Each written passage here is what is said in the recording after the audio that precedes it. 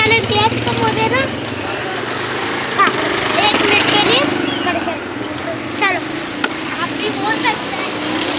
चलो कौन सा फिश है? कौन सा फिश है ये कौन सा फिश है? पूछे अंकल से पूछे। ये कौन सा फिश है? ये सुनाब पापलेट है। चलो अब उठाओ। लो अबे ना देखो।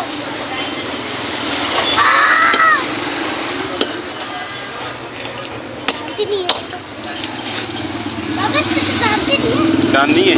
देखो देखो चेक करो, हो सकता है वो। नहीं है, होंगे दांत, वरना नहीं खांसी है। कैसे होगी ये? देखो ना, ज़ुबान नजर आ रही है। आती बात है। चलो रखो, अब रखो। अच्छा आप क्या लेने आए आप? फिश और क्या? कौन सी फिश है?